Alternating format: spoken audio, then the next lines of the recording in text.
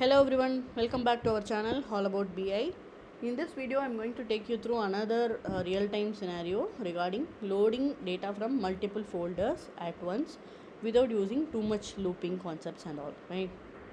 Uh, to be precise, using wildcard option, how can we leverage wildcard to load data from multiple folders at once, okay, without having to use for each loop. So my folder structure is like this. I have AZFS as my container name, and inside that I have an input folder. Inside input folder I have two files, two folders, okay, one for 2023 December, another for 2024 January. So inside every folder for the corresponding month you will have files coming up for each day, every day from 1st till 31st or 30th or whatever. So for demo purpose I haven't created all the days folder, but in real time you will be having it, right? So inside each folder you will be having a file of type CSV, and all the files in all the folder structure are the same. Every file is going to bring you the same set of data or same type of data. For example, if we are going to load sales data, all the files will be bringing me sales data in the same structure, okay. Just that the data will be different for every day, right? What is the sales that is happening, that is going to be different. So every day we will be getting a CSV file like this, and what we have to do, we have to load all the files in these folders at once, right? So that is what we are going to do. Like 2023 12, we have 2024 January as well. Inside that we have a few folders. Inside these folders as well you will be having same CSV file. So how do we approach this? So I have a copy activity, but before using copy activity we need to use get metadata activity to get the folder details, right? So I'll be just pointing to my AZFS input folder. Inside input folder I'll use some other data set because I don't want to use this one because it has a parameter for file name. So probably this, wherein Azure file system is the folder name, container name, input is my folder name, okay. Inside input I have to get all the subfolders. Inside input I have to get child item. So what this get metadata will be giving me from my Azure file system container, it will be giving me under input, we are pointing to input, right? You will be getting these two folders, okay. So at this level we will be getting information from get metadata activity.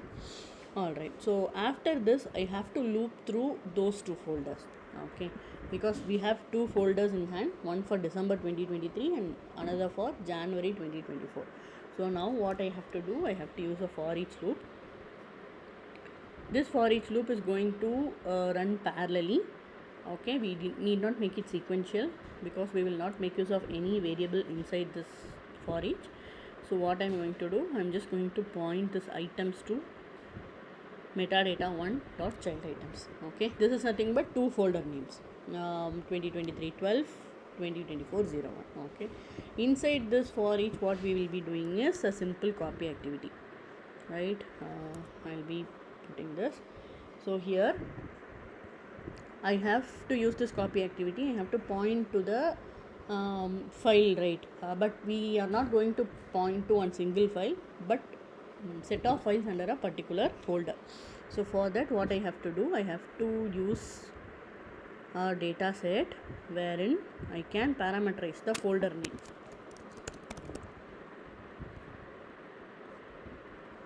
AZFS, and then in this folder name I have to parameterize, okay, because folder name we do not know. Only during runtime we will be getting to know about these folder names, right? So I am just parameterizing it and then removing any reference to file. So coming back to pipeline, my source will be I have to use wildcard file path. So in that case I need not use this parameter. I'm sorry, I'll take it back. So why folder name is not required is, anyway we are going to do wildcard based file load only. So in that case we do not need any reference to folder, okay, at dataset level. So here wildcard file path, and what we have to frame here is inside input 2023-12, or I'm just typing it here for your understanding, input 2024 1, like this we have to frame. And then once we frame this, we will have to tell star.csv. So what it will be doing, it will be going inside input folder and 2023-12 folder. Inside that, how much ever subfolders are there inside that, from those subfolders how many ever files are there, it will take all the data at once. Okay, so how much ever data we have in those files, those will get loaded into the sink in one shot, right? There will not be any looping mechanism like one by one sequential mechanism. Nothing is going to happen. Everything will work in parallel. So how do we frame this folder name? That is what I'm going to tell you. This for each loop will be giving me outer folder name, which is nothing but year and month. So what I will be doing here, I will leverage that, okay, but year and month folder is not at the root level. So what I have to do, I have to concat, and then I have to do some sort of manipulation like input followed by that item name. So what it will be giving me, next to input folder 2023-12.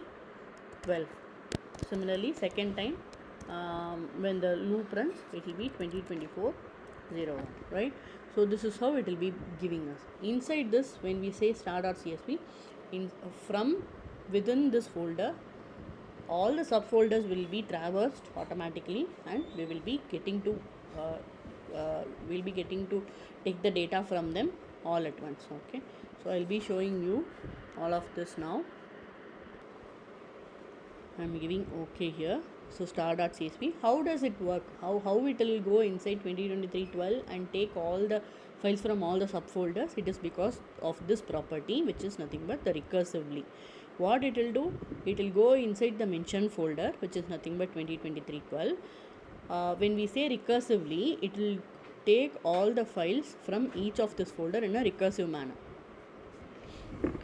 So that is what we have to do for referring to the source. Sync, I will do one thing. I will be pointing to a Azure SQL table wherein we will automatically create a table name. Okay, so here we have to create a parameter for table name. So what I will do here, I will just use this option to dynamically point to the table name parameter that can be supplied from the pipeline, right? So I will say recursion test, t underscore recursion test. This is going to be my table, right? So this is going to be automatically created based on the source schema, and since all the files are of same type or same schema, data will get into this table all together in one shot. Okay, so now that's all with respect to, we don't have to do any mapping because we haven't created this table yet. So meanwhile, I'll just open the Azure SQL editor so that we can validate the data.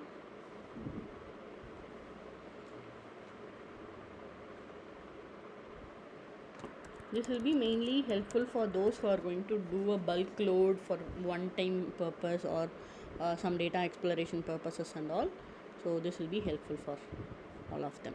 Okay, so here I don't see any table called recursion related tables. Okay, so now I'm coming here and then just verifying things once. Input. Okay, now let me run the pipeline. So the pipeline has completed execution. Get metadata activity, it has brought the child items as expected, 2023-12 and 2024 January. So these are the outermost folders inside input folder. So what we did, we asked the get metadata activity to get the subfolders within input folder. So whatever was there inside input, it has brought us.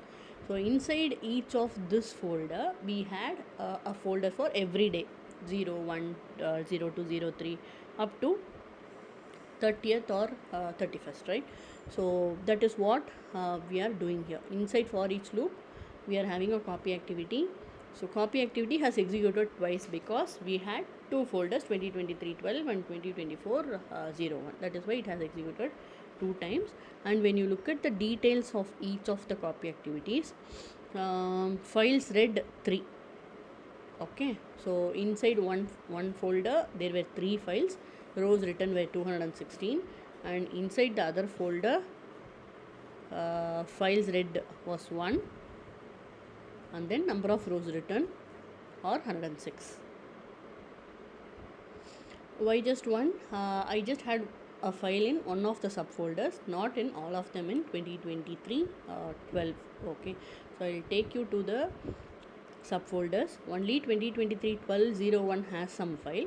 All other folders are empty. That is why it is not considering any of those subfolders. Even though they are present, it is intelligent enough to understand that there is no file inside any of these subfolders, so it will ignore automatically. So there is no need for us to loop through and check if it has something. Okay, so it will automatically be taken care when we make use of the recursion property.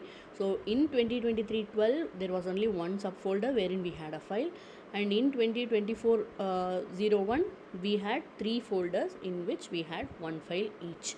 Okay, so totally 3 folder in one of the subfolders, so 3 files read, and on the other copy activity it was just one file, so it has read from that file and it has inserted. So if you go to the table and see, you will be seeing a table called t_recursion test. If you look at the data, you will be seeing data from all of those 4 files which I showed you now. Okay, 3 files from 2024 folder and 1 file from 2023 folder. So it doesn't matter how much ever subfolders you have within this, all of those subfolders, inside those subfolders, if you have any file, it will be taken care automatically. Just we have to make sure that the structure of all the files are same, so that it doesn't create any confusion while loading. If the structure is not same, you cannot use this approach, because it will try to map the source and sink, and if there are any deviations from what is agreed upon, it will throw error. Okay, so this is what I had for today. I hope you find this useful. If you have any questions, you can let me know. Thanks for watching. Keep supporting.